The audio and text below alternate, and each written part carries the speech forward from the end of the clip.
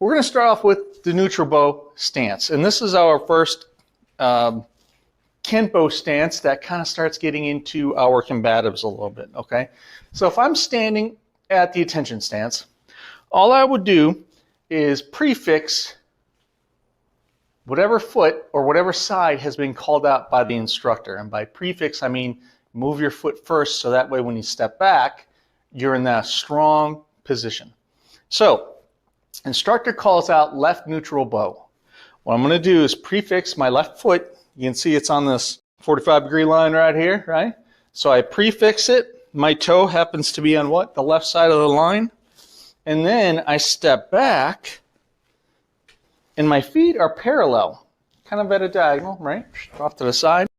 Bend my knees a little bit. Weight is 50-50. And you can have, I like to have my relaxed passive guard, but you can have a tournament type of guard. Just keep your elbows in, hands around eye level, and you will be good to go. This is a neutral bow. Now, if I wanted to change it to a right neutral bow, like this.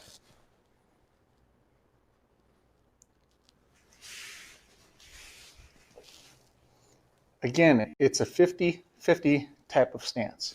If I want to check the depth to make sure that it's the best depth of a stance for myself, meaning my height, my frame and all that, if I turn forward and drop to my knee, we're going to see that I have a knee to heel alignment. And that's what I'm looking for. So that gets me my depth. If I want to check the width of my stance, meaning between my legs, I can take two fists, put them in between here, and see what I'm looking at. So right now, I've got a little bit wider than two fists. So that's going to be fine. If it was exactly two fists, that would be fine. I don't want to go any narrower than that. And if you think about our discussion in our last class, when we talked about the fighting horse, remember how I said, if I'm like this, I can't maneuver real well. I'm doing a body bind and basically blocking half of my strong weapons.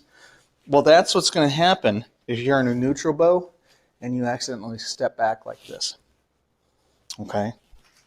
So, I'm in a neutral bow, 50-50, knee to heel alignment, and two fists.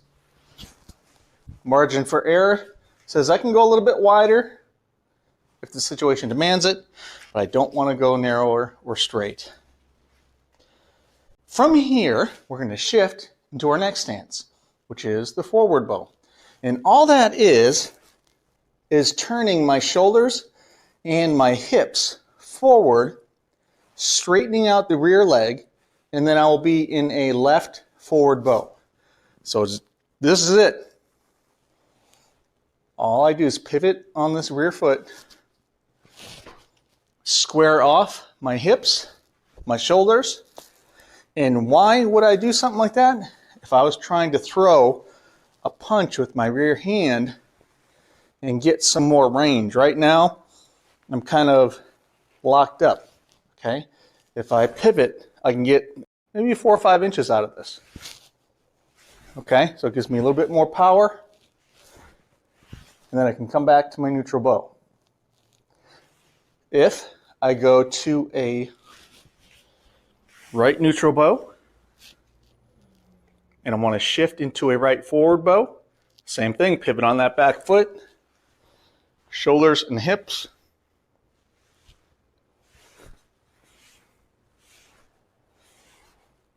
Now, check this out. We're in the neutral bow. Forward. To you, I'm in a right forward bow stance. To somebody over here, I'm in a left reverse bow stance. So it's interesting how that works. They're just opposites of each other. If, let's say I'm in a left neutral bow stance, and I turn this way, pivot this foot this time, the right foot stays the same. To them, I'm in a right forward bow. To you, There is the left. Reverse bow. Why would I do something like this? Evasion of some sort. Big old kick. Come back up. Right? Do a little stance change. Here's my neutral bow. I see something coming around. Boom. Moves my head just enough. And then when I pop back up, I can go ahead and explode forward. So you have a neutral bow, you have a forward bow, and you have reverse bow. The forward and the reverse bow. Your weight distribution on each leg is probably going to be 60% on the bent leg and 40% on the straightened out leg. Now let's get into the covers. When we are in a situation, when we're in a violent encounter, blocking per se, trying to chase someone's hand around with a block of some sort, just doesn't work 99% of the time. Our job is to minimize the magnitude of damage that we take, get to a better position on the bad guy, inflict control and or damage as needed by the situation. Okay. The way to do that is to cover. And when you cover, if you are a fan of mixed martial arts, you've probably seen when there's a pressure fighter, they just put their hands on their forehead and they lean in. Okay. Now a lot of people might say, hey, yeah, but you're blocking half of your sight, which is true, but who cares? What do you have to see? As long as you know where that person's torso is at, it's a lot more important to cover your face and your chin so that way you can move forward. We're always trying to get inside of the attack. So I will cover, and my hands have to be in contact with my head. This is what gives it the structure. Okay, try to pull those elbows in as much as your body will allow. Okay, you cover up, and then you're running forward until you make contact with that individual. It sounds counterintuitive, but that's a safer place to be than outside trying to trade punches with, especially someone who's a good boxer.